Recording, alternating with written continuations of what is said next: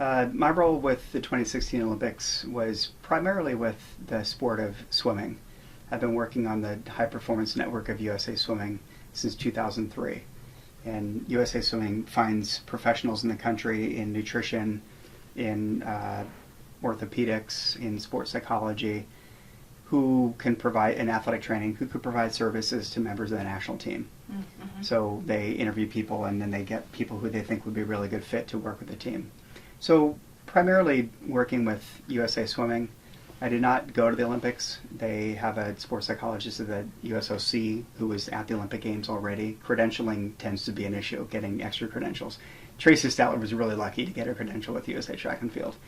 At this last Olympics, though, besides working with swimming, I worked with athletes from a variety of sports, individual sports, boxing, wrestling, rowing, water polo. And so the work individually is a lot different than the work you might have with teams. Mm-hmm. And typically it will be, with some of those athletes I worked with over the 4 years leading up to Olympic trials and the Olympic Games. And so last summer was a little bit different because I kind of had my head all over the different sports and the different activities that were going on. And I was also here for them. I mean, someone's got to run the show in Fullerton when Andrea and Tracy were out there. And so, having the Olympics overlapping with classes was actually pretty cool because then I can show students in my classes, this is kind of the behind the scenes of what's going on in Rio in the Olympic Games. Sports can be extremely challenging, physically, emotionally, psychologically. So just like you might have a physical therapist or an athletic trainer helping an athlete with the physical side of their sport, dealing with the challenges of injury, overtraining, a sports psychology consultant will help athletes with the mental or the psychological side of competition. Anything from confidence to pressures and expectations to dealing with maybe overtraining or burnout, teaching them mental skills that they can use when they're on the world's largest stage and everything is different and there's all these distractions and the TV cameras are there. How do they perform their best under the most challenging conditions? And so for years, hopefully, in addition to developing their physical skills of their sport, really honing in on their nutrition, really having a good plan and action to prevent injury, they're also working the mental skills. They're doing visualization and imagery. They're setting appropriate goals for themselves. They're learning how to manage their anxiety. They're learning how to manage their energy, their emotions. And so there's a lot of ways that athletes can learn to think clearly, to be in the present moment when they perform, because that's the best state that they're going to be able to perform in amidst everything that might be going on around them. Now, athletes who are preparing for an Olympic Games, if they're done with their college scholarship, in many sports, the only other option they have to continue competing and training is in an Olympic sport. It's not like there's a professional swim league that they can join or water polo league that they can join in the United States at least. So when they go to Olympic trials, it's really like if they qualify for the Olympic Games, they get to continue on with their dream. If they don't, their career could be over. But I don't want an athlete thinking about that when they're preparing for the Games. I don't want them to be thinking about what if I don't make it. They have to be present. They have to be focused. And the stakes are very high. So you can practice your sport perfectly, which no one does. But you could, in theory, practice your sport skills perfectly every day for years. And then you get to that moment and your emotions are going to be in place.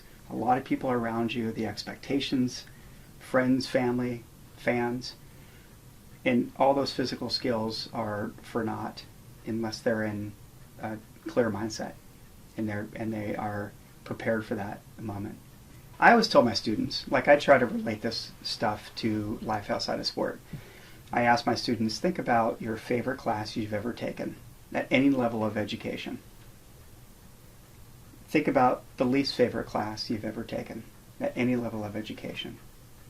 Think about what made it your favorite or least favorite. The teacher, the students, the environment, the content. And think about how you did in this class, how you performed. Now, step back 15 minutes before you were going to walk into your favorite class. What was your mindset like? What was your confidence like? What were your expectations? Go back 15 minutes before you were about to enter your least favorite class. What was your mindset like? What were your expectations, your confidence like? So the performance in those classes are probably less about the content of the class itself and more about their mindset about those classes. And so same thing with athletes. Think about when you performed your best in retrospect, or any performer, a musician, a comedian, a surgeon, a police officer, somebody in the military.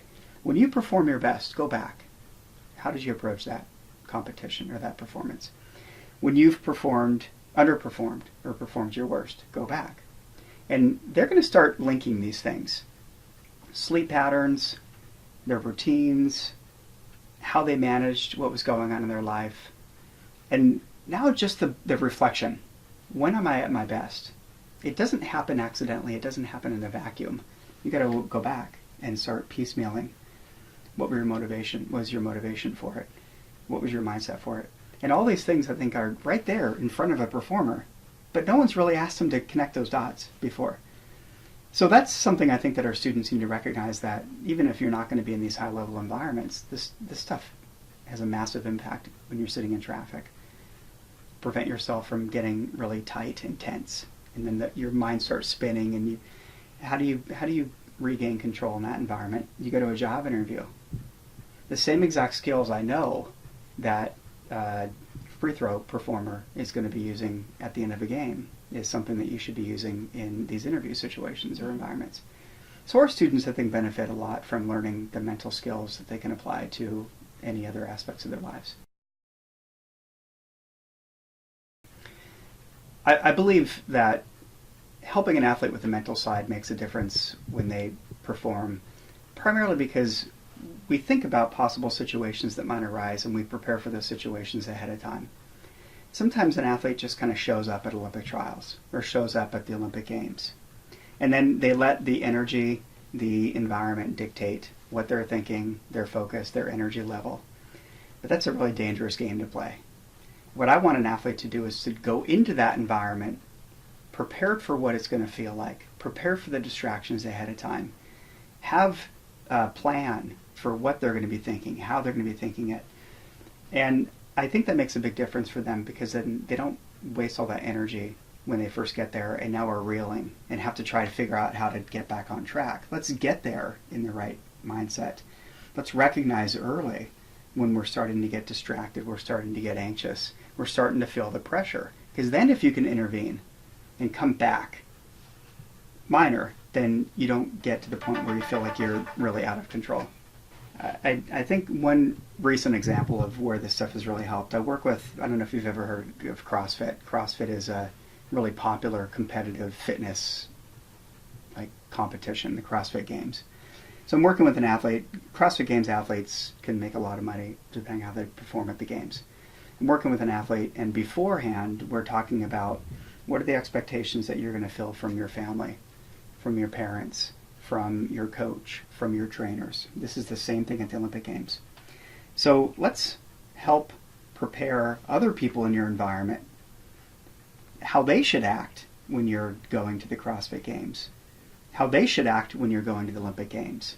Don't text about tickets. Don't ask how they're feeling. And I think most coaches, athletic trainers, family, friends, boyfriends, wives, etc., none of them want to put undue pressure on an athlete. And they don't recognize, though, that the smallest little things might actually do that in an athlete who's already in a really hypersensitive state. So if I can reach out ahead of time, if I can send an email to the family, which athletes will allow me to do, and just say, I just want to point out some things that you should be aware of that the athlete's going to be experiencing when they're at the games. And these are ways I think that you can, in your role, best support that athlete. And typically it's things like figure out on your own transportation, figure out on your own how to get tickets. The athlete's already got enough on their mind. You don't want that one little thing to kind of push them over the edge. Athletes don't think about preparing in that regard. So that's something I think that takes a lot of pressure off the athlete. And I take responsibility for, let me communicate with your coach. And I'll often have coaches during competition call me. She's struggling. Oh, yeah. What should I say? What type of feedback can I give? Now, hopefully we've already trained for that. But for the coach then to have my words in those moments where the athlete's going to be really feeling the pressure, the athlete has a sense, this is Lenny talking right now, and this is exactly what I think I need to hear. Working with high-level athletes like I do is a major privilege, but it enhances my work on campus in a variety of ways. First of all, Cal State Fullerton puts us in a position to be able to do this type of work. I mean, I remind myself all the time how lucky I am to be at a place like Fullerton. They appreciate the opportunities that it provides for our students. They appreciate how it enhances our teaching. They appreciate how it enhances our research. So for me to be able to, like in the summertime, travel to World Championships with swimming for 5 weeks and have that type of support from Fullerton is pretty unbelievable. So Fullerton's done a lot to provide those of us like Tracy and myself to support us in these regards has been really huge. So I teach classes in sport and exercise psychology, and I can teach from the textbooks, and I can read research articles, and I can teach what students already have access to. And I can also bring in these experiences. What's it really like to do this work? I can tell you very honestly that there probably is not another program in the country at the master's level for sure that has the faculty who are involved at these levels as we have at Fullerton. So now, in addition to the textbook and the readings, we also bring in, I believe, a wealth of experience of this is what it's really like to do the work. And that's just invaluable for us, for students.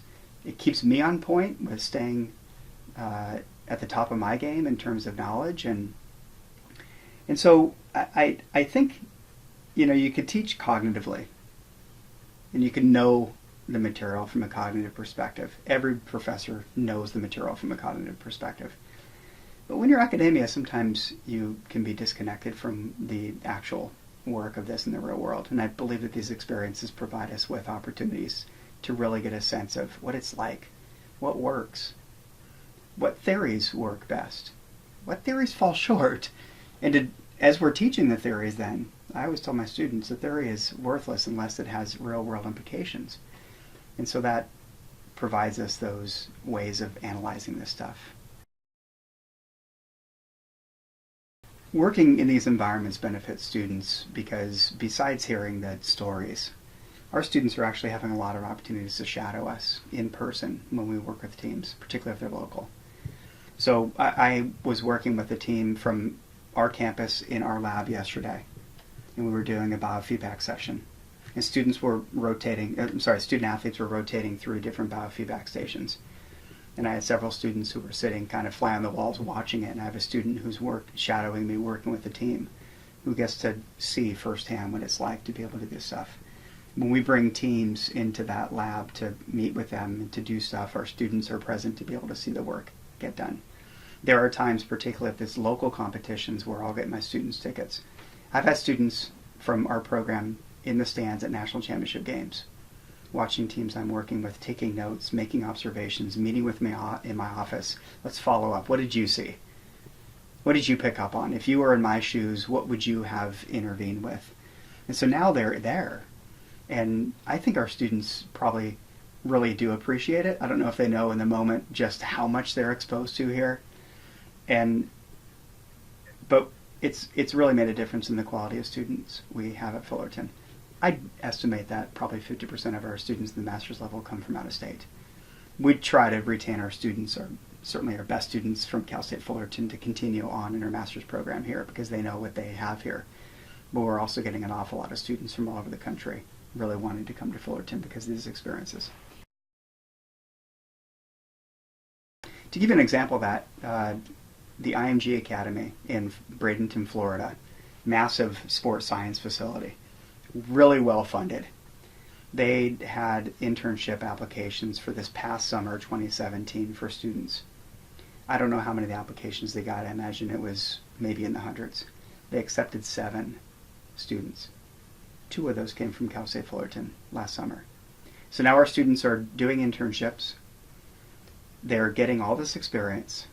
But then when they come back to Fullerton, we require that they present to our current students what they learned, how they best prepared for it. So it's almost like this cycle where they're seeing it when they first come in, they're getting exposed to it, they're going and doing it, but then there's a disconnect often where they just do it. But our students are coming back and are sharing that and are motivating our students and to show students this is where you are now, but look at what you have the potential to do.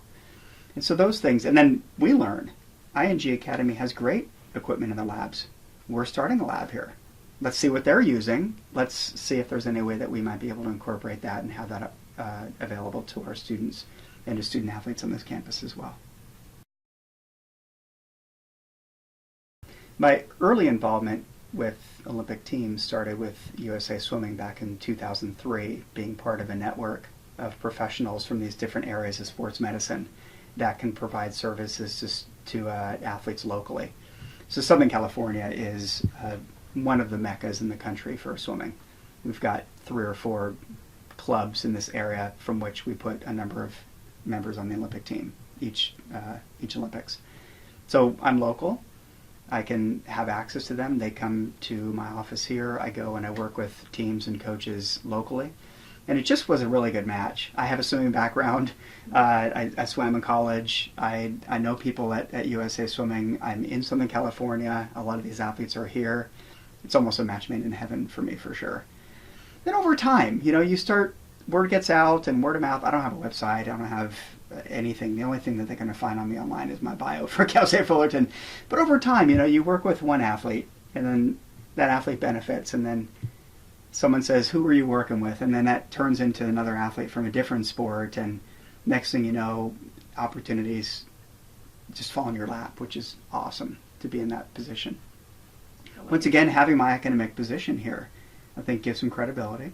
They know that there's a lot of people in this field who, anybody could be a life coach, right? Anybody can be a motivational speaker. So there's a lot of people who are trying to make their living off of this. But being in an academic environment, I think there's some credibility that goes with that. Having an active research line, I think there's some credibility that goes with that. But also then having the flexibility of an academic schedule as well to be able to do this stuff in addition to doing my full-time job here is a pretty nice situation to be in. I don't take that for granted. Mm-hmm. In August, we started a performance psychology lab. It's in the other side of the kinesiology and health science building.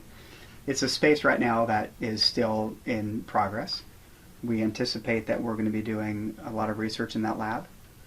For years, we've been kind of barring lab space. If a student wanted to do a study on whether or not self-talk benefits endurance performance, we've got to go find a place for us to do the intervention, to do the testing. So now we've got a performance psychology lab that's great space for us to do research. So I'm coordinating right now research with 4 graduate students, and we'll be doing it over the course of the year on psychology of challenge avoidance and challenge acceptance. What are the things that might predict a person seeking challenges versus avoiding challenge situations? So we've got that study that we're starting in the lab actually this week. We're starting our first data collection. And then the space will be used in addition for using it with research. We have a very large and active sports psychology club. It's a student club. They meet in there every Wednesday. They do workshops. They bring teams in to work with them. They do presentations. They do podcasts in that room. We do teaching breakout stuff in that space. So if we want to do a meditation session, imagery sessions, we can go from one of the classrooms here, which is not terribly suitable for that because of the desks and chairs and the hard floors, and we can go do breakout sessions for teaching in that room. We bring teams from our campus in that room to do sessions. So it's a research lab, and it's also an all-purpose space. And we're really we're seeking funding to try to build the type of resources that we have in that room. There's some really great technological stuff. Currently, we have a lot of great biofeedback equipment in there that we can do with athletes and teams. You just opened August, you said? In August, yeah. Oh, wow. What's the name again? It's the Performance Psychology Lab. Okay. Is that related at all to the CSP? It's actually subsumed within the CSP. Oh, interesting. That's right. Okay. So any research that we will do, we'll put the Center for Sport Performance on there. Got it. We do that for a lot of reasons. Also for funding. They've got some funding that we're going to be hopefully either tapping into and also contributing to. That's great. It's in the space where we used to teach yoga classes. Okay. So it's large. It's got carpet in it, which we weren't really thrilled about the carpet at first. But now if we do like golf putting in there, which is it's easy to do on the carpet. Yeah. Plus the squares are all 2 foot by 2 feet, so we can measure things pretty easily. It's just great. And we've got a library. We have a library of journal articles, textbooks, probably, I'm guessing, one of the largest historical collections of sports psych books in the whole world is in that lab for our students to have access to. Wow. And then we have a whole closet full of equipment of stuff that we work with in teams that our students can check out and use. So like the resources in that lab for students are pretty incredible. We wanted this to be a space that they took pride in, they were comfortable being in there, they had a place to go, it builds community, and that's what we're saying. And are the athletes here on campus incorporating that as part of their training now? Yeah. So athletes, the coaches will schedule time to come in the lab and do sessions.